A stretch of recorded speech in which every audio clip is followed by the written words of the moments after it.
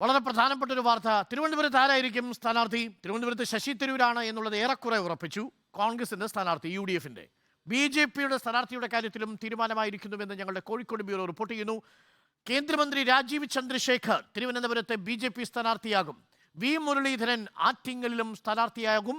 ഇരുവർക്കും രാജ്യസഭാ സീറ്റില്ല. ഇവരുൾപ്പെടെ 7 കേന്ദ്രമന്ത്രിമാർ രാജ്യസഭാ സ്ഥാനാർത്ഥി പട്ടികകൾക്ക് പുറത്തായിരിക്കുന്നു. VS രഞ്ജിത്ത് ചേരുന്നു കൂടുതൽ വിവരങ്ങളുമായി. VS രഞ്ജിത്ത്, അങ്ങനെ തിരുവനന്തപുരത്ത് രാജീവ് ചന്ദ്രശേഖർ ഒരു കേന്ദ്രമന്ത്രി, തൊട്ടടുത്ത ആറ്റിങ്ങലിൽ അടുത്ത കേന്ദ്ര സഹമന്ത്രി V മുരളീധരൻ. ആറ്റിങ്ങലിൽ തിരുവനന്തപുരത്തൊക്കെ BJPയുടെ സ്വാധീനമുള്ള മണ്ഡലങ്ങളാണ്, A+ മണ്ഡലങ്ങളാണ്. അപ്പോൾ ഇവർ തന്നെയായിരിക്കും സ്ഥാനാർത്ഥികൾ എന്നുള്ളത് ഏറെക്കുറെ തീർച്ചയായോ രഞ്ജിത്ത്?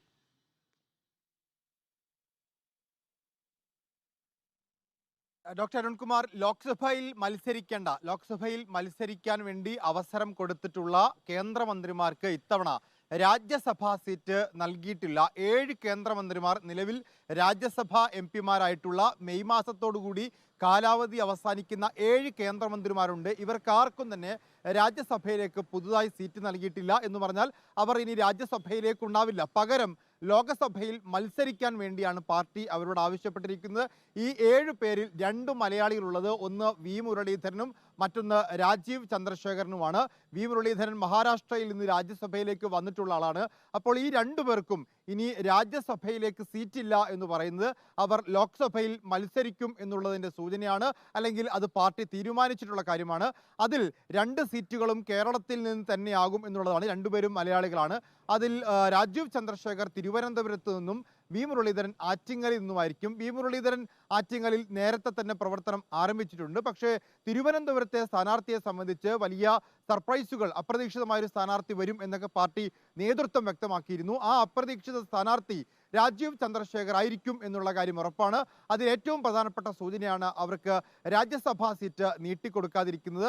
ഏതായാലും കേരളത്തിൽ നിന്ന് ഒരു MP ലോകസഭയിലേക്ക് ജയിച്ചു കയറുകയാണെങ്കിൽ, കേന്ദ്രത്തിൽ BJP-യാണ് അധികാരത്തിലുള്ളതെങ്കിൽ അവർ കേന്ദ്രമന്ത്രിയാകും എന്നുറപ്പാണ്.